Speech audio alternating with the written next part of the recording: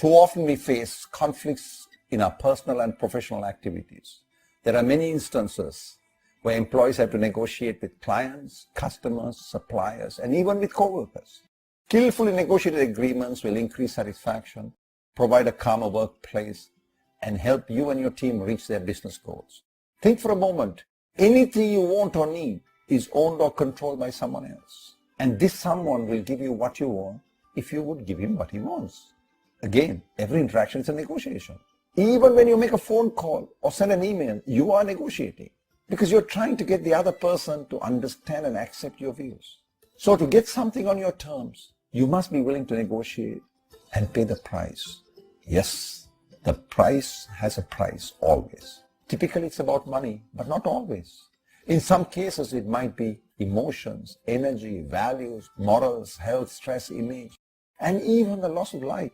You see, everyone makes a living by selling something. It may be knowledge, products, services, ideas, time, or values. And this buy-sell process involves negotiating. Since people buy from people, a willing buyer and a willing seller must negotiate. Even when buying a fixed price item, you can negotiate time, terms, delivery, service, warranty, etc. I'm certain you feel you're a good negotiator as well. Yes, we can all negotiate to some degree. But don't confuse negotiating with price haggling or bargaining. Becoming a good negotiator takes learning and years of practice. Remember, a negotiation is not adversarial or confrontational. There are no winners or losers. It's a problem-solving process where each party would look across the table and regard the other party as a potential partner. Some of the false beliefs that surround negotiating are, a lawyer is a good negotiator. Not necessarily. Leave the negotiating to your agent, or the subject matter expert should negotiate, and even the supervisor is a better negotiator. Beware of all these false assumptions. What we normally refer to as a negotiation consists of two distinct phases. The strategy phase is where you develop the game plan, and the execution phase is where you play the game. So before you engage in a negotiation, you should try to get a good understanding of the environment. Are there more than two parties? Is a third party intervention likely? Is an agreement required? Are there linkage required? Is it one time or repetitive? All of these will have a significant impact on your negotiation. Now there are some things you should never do when you negotiate. Never threaten or force your opponent into a corner. Never rush to show that he made a bad mistake. Never openly challenge him about his motives, even when they appear to be suspect. And never openly demonstrate your superiority. No matter how convincing the data, we're dealing with people. And a perceived humiliation will irritate anyone. Remember, you need to reach an agreement. And that takes two parties. You may win the data battle, but it is likely that you will lose the war, the deal itself. So here are a couple of indispensable rules. Rule number 1 is for buyers and sellers. As a buyer, you should not commit to buy till you negotiate. And as a seller, you should not negotiate without a commitment from the buyer. Rule number 2 is known as the PI rule because of the letters P and I. Separate people from issues and move away from positions to interests. Positions are what the disputants say they want in a negotiation. Interests are the underlying desires and concerns that motivate them. Consider this simple example. David and Tom were fighting over an orange, each demanding the whole orange. It appeared that they would have to settle for half an orange. But then a wise man asked why they wanted the orange. What was in it for each of them?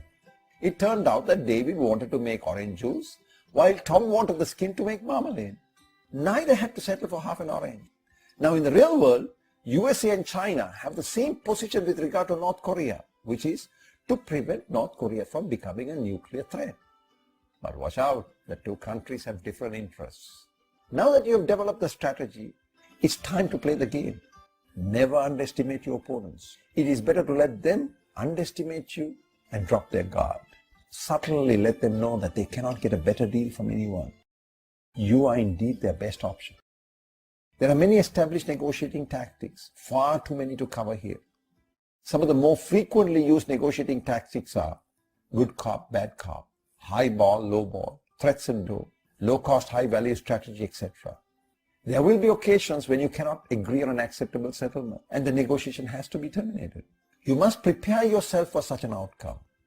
Never start a negotiation without BATNA. Remember, you will not be able to pull back from an ultimatum. The negotiation will have to end.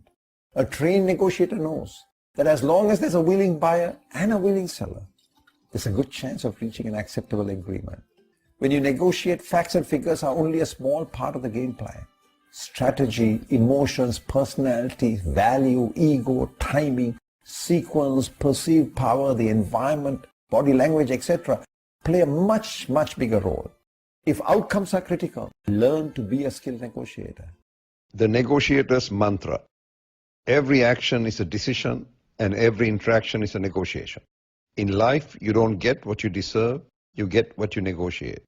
And remember, the price has a price always.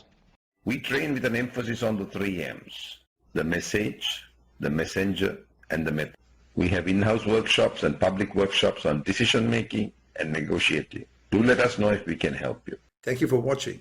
Would love to connect with you on LinkedIn.